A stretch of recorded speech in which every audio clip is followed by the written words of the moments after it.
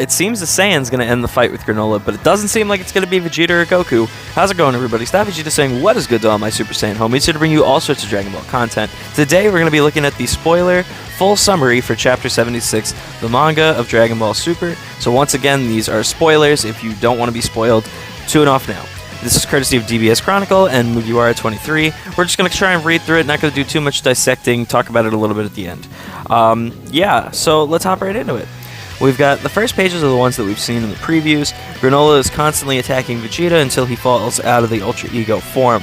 When Granola is about to finish him off, Goku appears using the SSB and hits Granola in the face, sending him away from Vegeta. Goku tells Vegeta that now he will take care of Granola, but Vegeta doesn't accept it and kicks Goku in his side, sending him flying against a drum of water. Vegeta approaches Goku and tells him not to interfere, then punches Goku in the face. So, great teamwork, guys. You love to see it. While they argue, Granola approaches Vegeta and he tries to pierce his abdomen with the palm of his hand. Goku reacts in time, though, and pushes Vegeta with a shockwave. Granola only manages to scratch Vegeta a bit.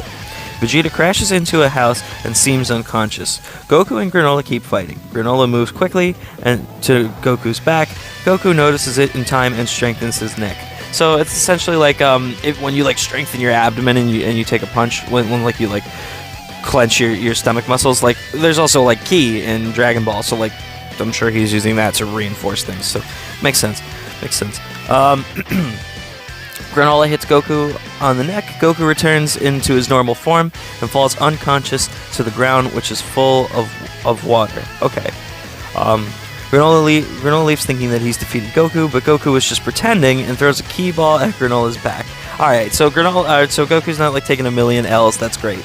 Granola is angry, so he tries to pierce Goku's abdomen with his hand. However, Goku uses the same trick as before and strengthens his abdomen and stops Granola's attack. Then he punches Granola in the stomach. Vegeta wakes up and sees Goku and Granola still fighting. Despite Goku faces up to Granola, he kicks Goku against the ground, and Goku returns to his normal form. So he's just knocking them out of their forms. And I don't think it says that he's fighting an Ultra Instinct right now. Because the only thing I've seen so far was that he was fighting an SSB. But we also know now that he can throw Ultra Instinct on top of those, so that's probably what he's doing right now. He's probably not going full out. Vegeta tells Goku to let him fight his way. Goku accepts this and tells Vegeta not to die. Vegeta transforms back into Ultra Ego form. Granola is surprised. The battle moves into the Shigarian city, and Granola tells Vegeta to go elsewhere, but Vegeta ignores him. The battle continues fiercely. Granola punches Vegeta, and Vegeta bites his arm. That's I'm kind of weird with that, because if you had said to me that the battle continues fiercely, Goku punches it, or Granola punches Goku, and Goku bites him, that seems a lot more in character. I don't think we've ever seen Vegeta bite somebody. And if he has, let me know down in the comments. And if he hasn't, he's probably bit Bulma before. Ayo! Granola slams Vegeta into the ground. Then he steps on his arms, this way Vegeta can't move, and shoots several ki blasts point blank at Vegeta's face. So he's just straight up just headshotting Vegeta at this point, at point blank range, which is just insane. Suddenly, a wall of a house collapses, and Granola sees inside a Shigarian mother with her child. She looks at Granola in fear, terrified. A little flashback of Granola begins. We see him as a child running away from the city that the Saiyans attacked. Granola enters into a church and meets his mother. They both hug, but a noise interrupts them, and they look at something terrified. Back to the present, Vegeta gets up, and enraged Granola punches him, sending Vegeta out of the city. Granola is about to finish him off. He begins to focus his energy into a giant ki ball. Vegeta is exhausted, but he's still willing to try and resist the attack.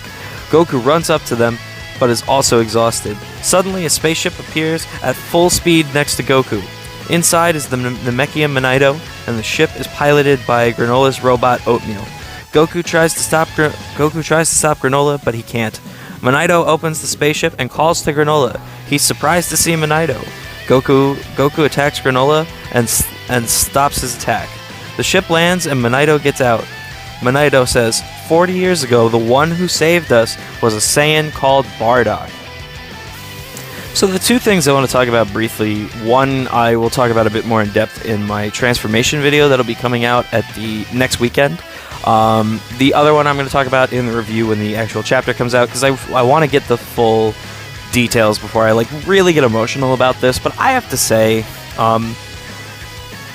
the two things that I'm really not happy about, if all of this is correct, which these guys have been credible before, so I have no reason to believe that these won't be fairly close to what actually happens in the chapter, is that Granola is just like punching them around like a freaking tetherball around a tetherball pole.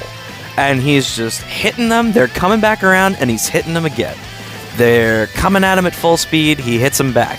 They're coming full strength, he hits them back. They're using the techniques of the gods that they've trained to surpass their limits over and over again, and he's just knocking them into the ground, knocking them out of that form. It's like nothing that they do, despite this being a series about training and surpassing your limits and how hard they've trained and surpassed their limits, seems to be doing anything to the boy who just made a wish on a star.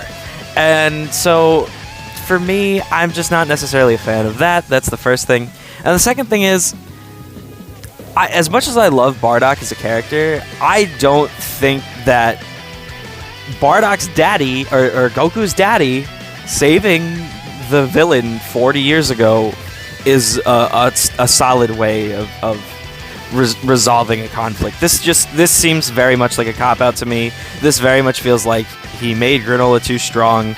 He didn't know how to power scale him, which is, I mean, fairly common in Dragon Ball anyway. Power scaling is always been an issue, but like he made Ultra Instinct too strong. He made Granola too strong, and now it's like, okay, well, we wrote ourselves into a corner. Let's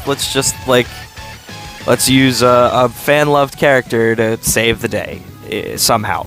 So I'm not too fond of it, but again, we'll talk about it more when the actual chapter comes out. Let me know what you guys think. Are you guys happy about the reintroduction of Bardock, or is this just an ass pull? Do you agree with me on that? So yeah, don't forget to leave a like if you enjoyed the video, and I will see you all in the next one. Peace out.